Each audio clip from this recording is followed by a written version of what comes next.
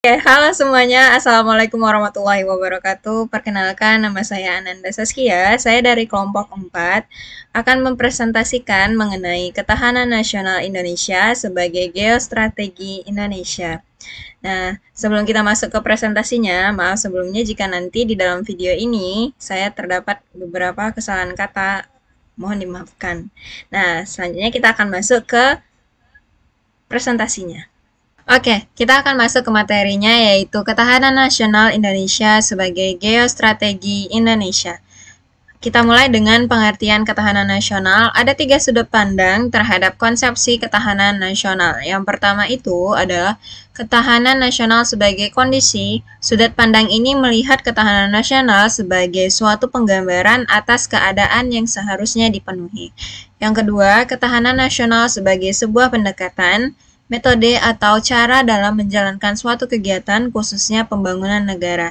Yang ketiga, ketahanan nasional sebagai doktrin. Ketahanan nasional merupakan salah satu konsepsi khas Indonesia yang berupa ajaran konseptual tentang pengaturan dan penyelenggaraan bernegara.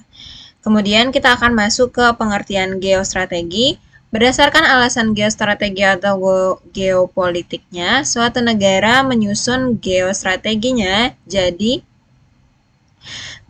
geostrategi merupakan suatu strategi dalam memanfaatkan konstelasi geografi negara dalam menentukan kebijakan, tujuan, sarana-sarana untuk mencapai tujuan nasional.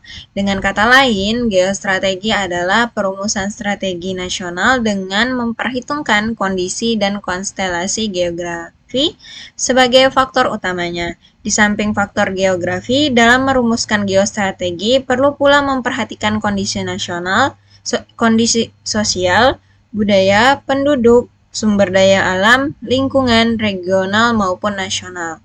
Selanjutnya ada sifat geostrategi. Sebagai pelaksanaan geopolitik Indonesia, geostrategi memiliki 2 sifat, yaitu yang pertama, bersifat daya tangkal, yang kedua, bersifat developmental atau pengembangan. Bersifat daya tangkal itu maksudnya untuk menangkal segala bentuk ancaman, tantangan, gangguan dari dalam maupun luar yang dapat mempengaruhi dan membahayakan kelangsungan hidup dan eksistensi Indonesia. Yang bersifat developmental atau pengembangan maksudnya adalah pengembangan potensi kekuatan yang dimiliki bangsa dalam aspek ideologi, politik, ekonomi, sosial budaya, dan pertahanan keamanan untuk mencapai kesejahteraan dan kemakmuran rakyat. Selanjutnya akan kita masuk ke pengembangan geostrategi di Indonesia. Pengembangan geostrategi di Indonesia memiliki beberapa tujuan yang antara lainnya: 1. Mengembangkan potensi kekuatan nasional Indonesia dari berbagai aspek, yaitu aspek ideologi, politik ekonomi, sosial budaya, pertahanan, keamanan, dan aspek yang lainnya.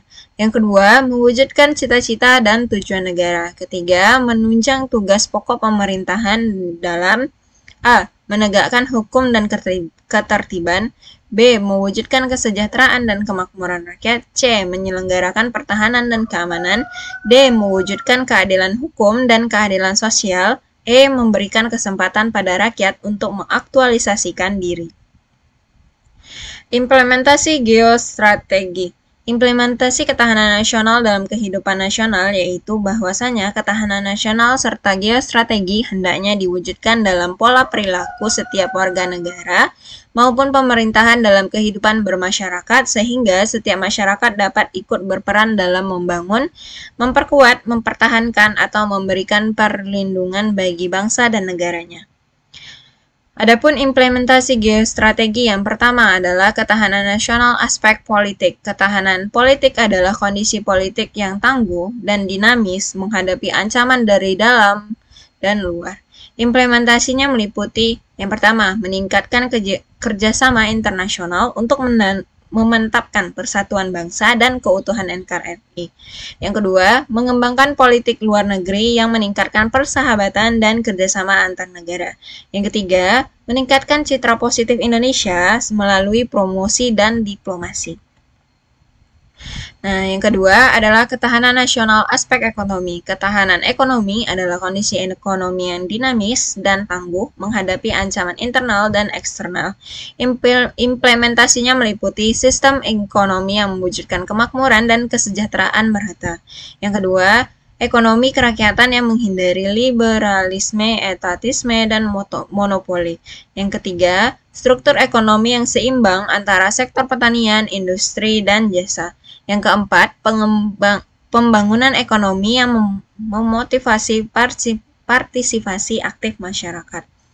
Nah, yang ketiga, ketahanan nasional aspek sosial budaya. Ketahanan sosial budaya adalah kondisi dinamis yang tangguh menghadapi ancaman dari luar dan dalam negeri. Implementasinya itu seperti kehidupan sosial budaya yang beriman, bertakwa, rukun, bersatu, cinta tanah air, berkualitas, maju, dan sejahtera. Kemudian mengembangkan kehidupan sosial budaya yang mampu mengatasi ancaman dan gangguan. Dan yang keempat, ketahanan nasional aspek pertahanan dan keamanan. Ketahanan, pertahanan, dan keamanan adalah kondisi daya tangkal yang dilandasi oleh kesadaran bela negara oleh seluruh rakyat. Implementasinya meliputi memiliki semangat perjuangan non-fisik yang ulet dan tangguh, sadar dan peduli terhadap pengaruh aspek Ipolexos Hankam, serta mampu menyaring pengaruh buruk. Implementasi ini memastikan setiap warga negara berperan aktif dalam menjaga stabilitas dan keamanan nasional. Adapun kajian status geostrategi adalah seperti masalah perbatasan timur Indonesia. Salah satu contoh kasus geostrategi di Indonesia adalah masalah perbatasan negara yang dilakukan oleh Timor Leste, sebuah negara baru yang mulai berdiri semenjak lepas dari NKRI pada tahun 1999 silam.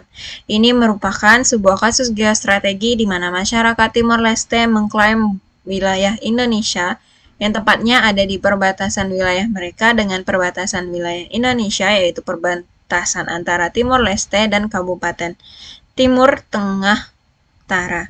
Ada 5 titik yang belum bisa terselesaikan dengan baik yang akan dibawa ke meja PBB sebagai bentuk perwujudan nilai Pancasila bidang politik. 5 titik tersebut adalah Tubu Banat, Nimlat, Imbate, Sumkaem, dan Haumeniana yang total luasnya dikuasai oleh Timor Leste sebanyak 1.301. Sedangkan 3 titik yang ada di antara kelima titik tersebut ada di perbatasan Timor Leste dengan Kabupaten Timur Tengah dan di perbatasan Belu.